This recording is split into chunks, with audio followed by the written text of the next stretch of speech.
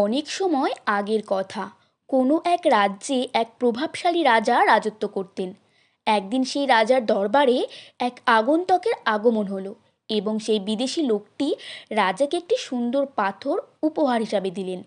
রাজা পাথরটি দেখে খুবই খুশি হলেন এবং সেই পাথরটি দিয়ে নিজের মূর্তি গড়াবেন বলে তিনি মনস্থির করেন।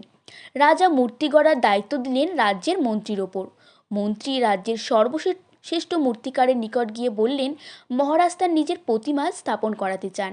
7 দিনের মধ্যে মহারাজের মূর্তি বানিয়ে রাজমহলে দিয়ে আসবেন। এর বদলে আপনাকে 50টা স্বর্ণমুদ্রা দেওয়া হবে।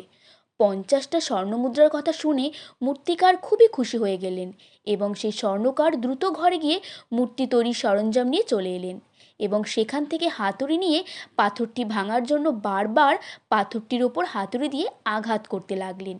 কিন্তু পাথরটি কিছুতেই ভাঙছিল না। যেমন পাথর ঠিক তেমনই রয়ে গেল। প্রায় 50 বার জোরে জোরে আঘাত করার পর তিনি শেষবারের জন্য হাতুড়ি আঘাত করার জন্য ওপরে ওঠালেন। কিন্তু এটা ভেবে তিনি হাতুড়িটি নামিয়ে নিলেন যে 50 বার চেষ্টা করার পরেও যখন পাথরটি ভাঙতে পারলাম না, আর একবার আঘাতে কি এটা ভাঙবে? মূর্তিকার পাথরটিকে নিয়ে মন্ত্রীর কাছে গেল এবং তিনি মন্ত্রীকে বললেন, এ পাথর ভাঙা সম্ভব নয়। কিন্তু এদিকে মন্ত্রীকে যা কিছু করেই হোক মহারাজের কথা পালন করতেই হবে।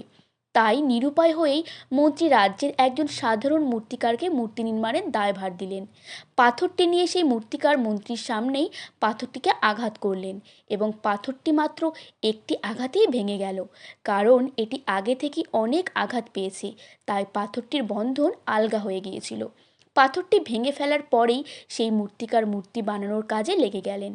আর এদিকে মন্ত্রী ভাবতে লাগলেন, ইস, যদি সেই মূর্তিকার কেবলমাত্র আর একবার শেষ চেষ্টাটুকু করত, তাহলে সে আজ 50টা স্বর্ণমুদ্রা পেয়ে যেত। বন্ধুরা, কোনো কাজ করার সময় আমাদের সামনেও সমস্যা আসে, আর আমরা সমস্যা আসলেই আমরা আত্মবিশ্বাস হারিয়ে ফেলি, চেষ্টা করা ছেড়ে দিই।